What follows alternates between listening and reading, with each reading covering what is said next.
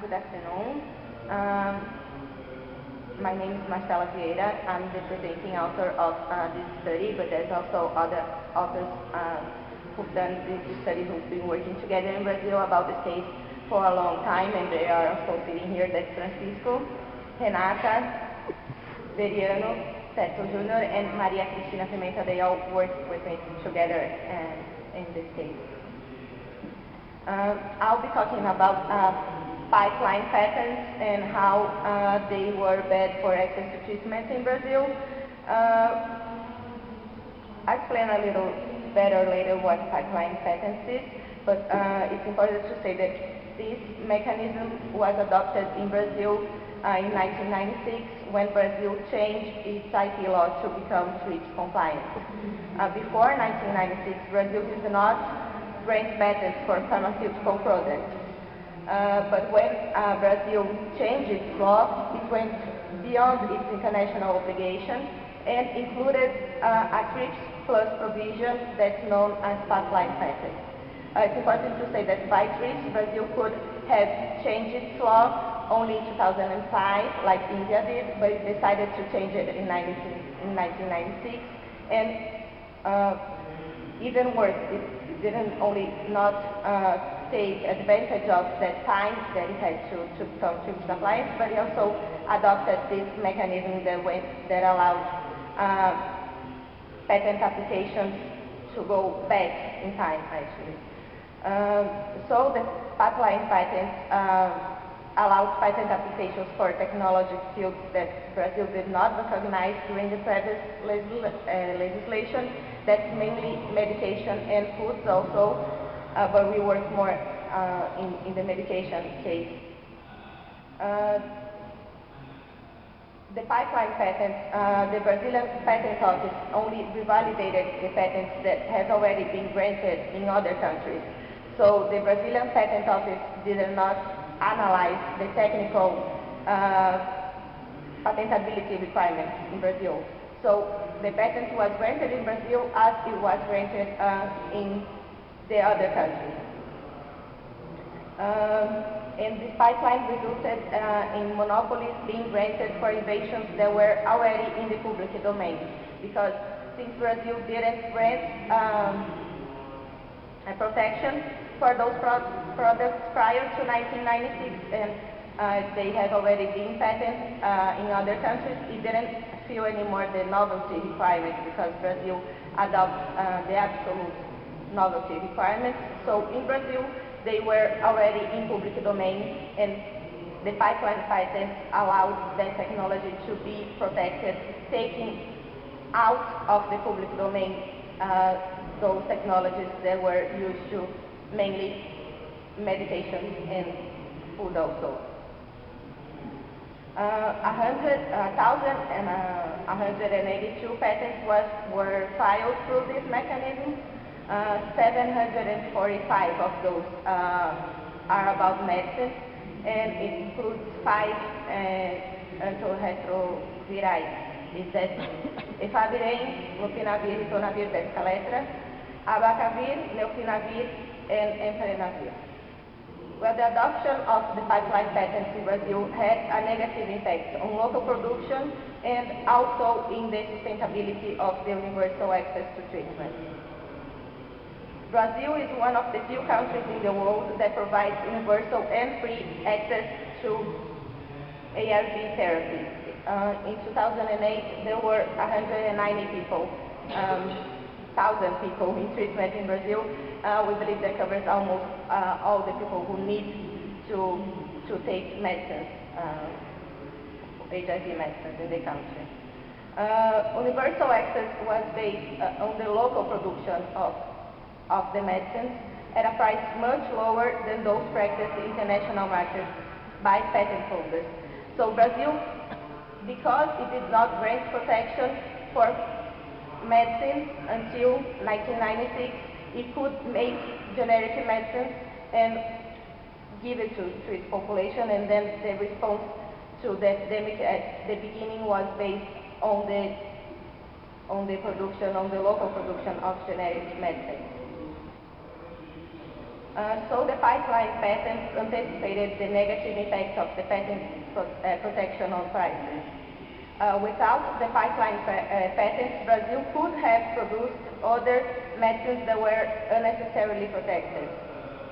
So now what we see is that universal access is under threat due to a huge increase in price that came after Brazil started to use patent medicines into the therapy it was giving its population. So we asked economists that really renowned economists in Brazil, Dr.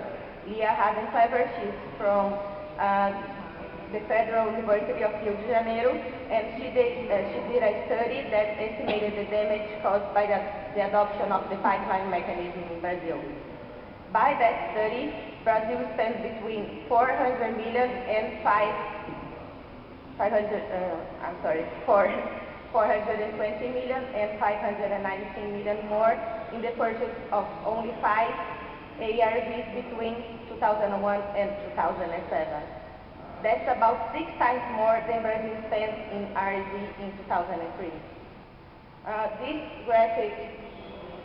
graphic shows the estimated losses that is in that study, and what it did is it compared the prices that the Brazilian government paid for those medicines and the price that with the prices that the WHO had for their prices. And what you see is that the light blue is the price paid for the WHO price, and the dark purple is the difference between what Brazil paid and that price. The ones that are small ones is because WHO does not have a price for that medicine, so the study estimated 5% of royalties.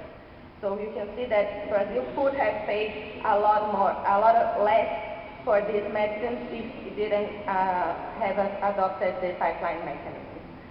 This is the same graph but comparing with MSF prices, not with the WHO prices, and you see that the difference is even more than with the graphic, the earlier graphic. So that's it, considering that this study made by Dr. Lia Radenclever only took into account 5 medicines and during a 7-year period. We know that about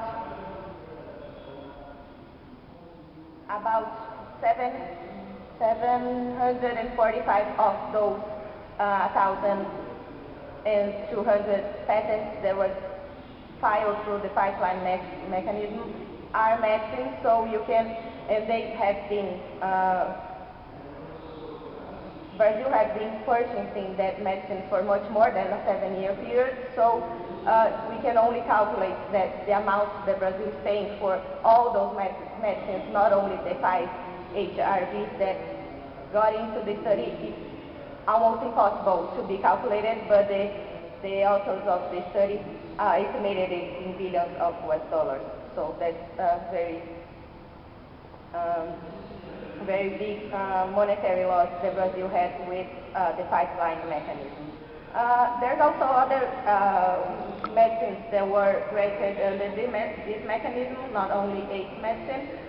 This is just a graph that shows some other high-cost medicines that also Brazil, the dark is the price being paid by the Brazilian government, and the light one, the light column, is the price of the generic drugs being commercialized in India.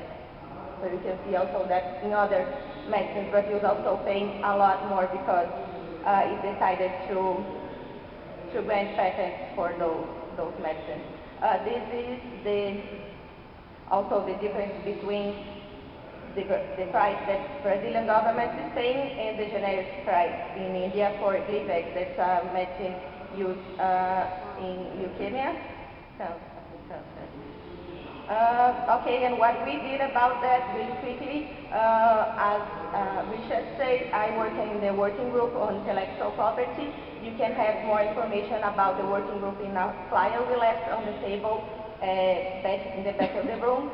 The working group is, as he said, formed by a lot of NGOs and experts and researchers, and it aims to monitor and try to minimize the negative impact of patent systems on access to medicine in Brazil.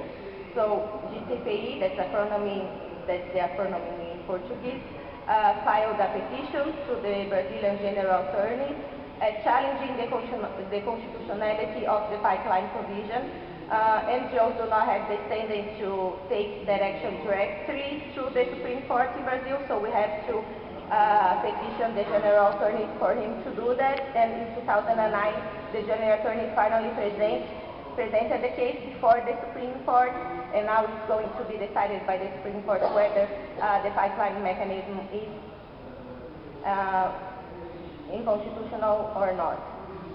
In that action, also, there were a lot of other actors that went in the lawsuit as amicus curiae brief, presenting amicus curiae brief, and most of them were in favor of the unconstitutionality, and only 3 of them were against the unconstitutionality of the pipeline mechanism.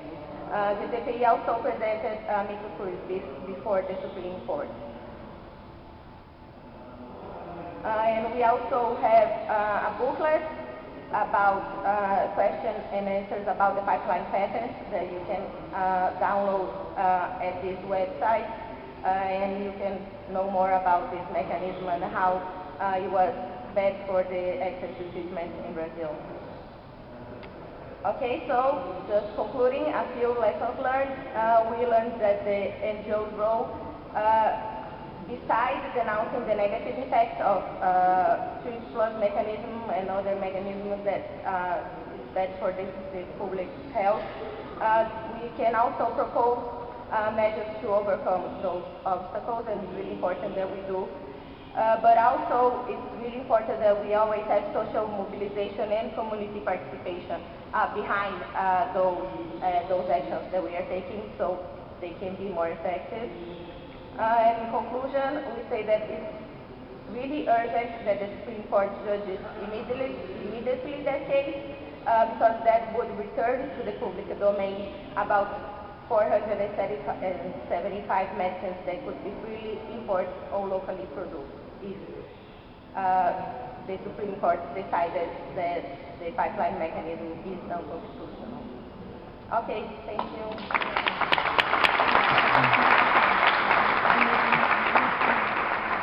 Thank you, Marcela. I think our 5 presenters gave us a very interesting picture